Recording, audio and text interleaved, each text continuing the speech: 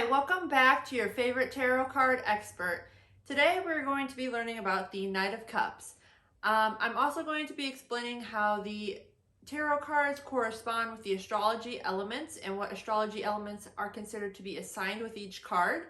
So for those of you that are interested in astrology and interested in tarot cards, this is going to make it a lot easier for you to learn the meanings of tarot cards. You might want to check out some of my other videos. I am uploading videos daily, not daily, but often about the tarot cards and the meaning. Sorry. Like I said, today we're going to talk about the Knight of Cups. So if you were wondering what astrology signs are associated with the Knight of Cups, it is all water signs and all air signs. So that would be, water would be Scorpio, Cancer, and Pisces. And then our air signs would be Gemini, Libra, and Aquarius. Sorry, I stumble over my words so much. There's no specific date ranges that I associate with this card in particular, but those are some of the astrology elements or the traits that we can kind of associate with this card. So let me get into that a little bit more. The Knight of Cups corresponds to the element of water and air. Mixed with water, wind, or air, it tends to make waves, lending the Knight of Cups a forward movement.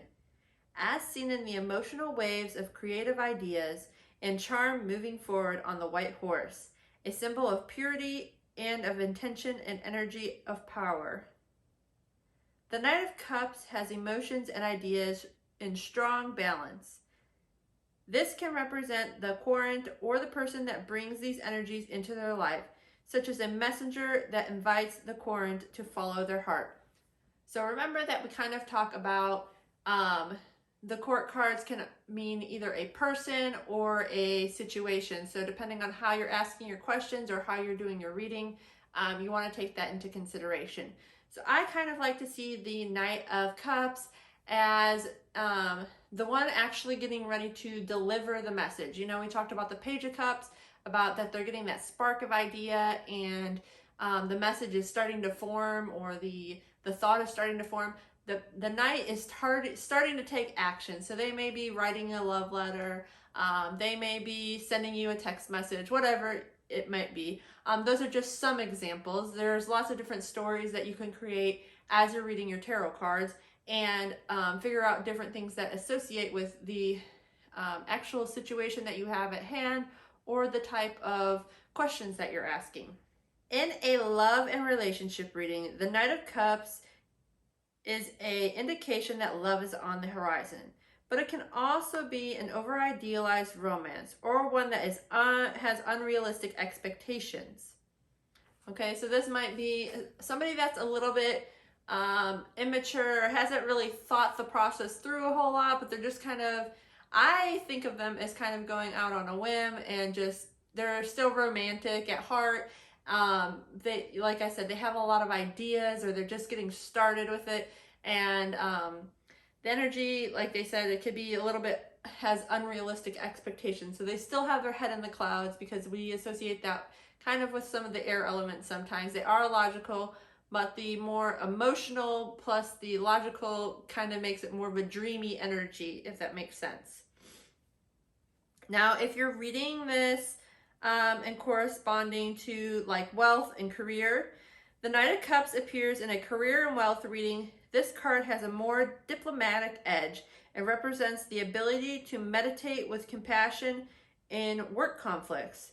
It can also suggest that creative solutions and projects.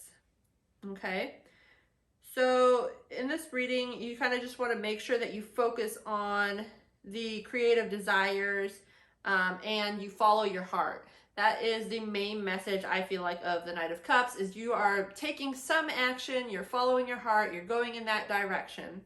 I'm going to also go over some keywords in the upright and reversals. So some keywords I have for the Knight of Cups is follow your heart. Of course, we just talked about that. Somebody who is very charming, they can be artistic or have a lot of artistic abilities. Somebody who's very romantic and or creative. So those are all things we kind of talked about as we went through, but let's get to some of the reversals. Some of the reversals on a lot of the cards and a lot of the cup cards, I tend to think of as very negative kind of emotions that you would associate with. So it could be somebody who is very moodiness, like has a lot of moodiness or very moody, have a lot of emotional turmoil, somebody who's full of disappointment, or it can even be somebody who lacks general creativity.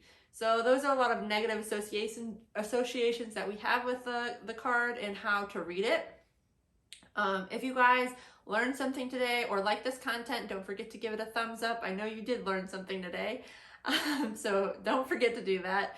And if you don't mind subscribing to the channel, it helps me put out more content. It makes me, I can kind of see when you guys subscribe on certain videos, so I will keep putting out more content like this if you guys enjoy it. Thank you.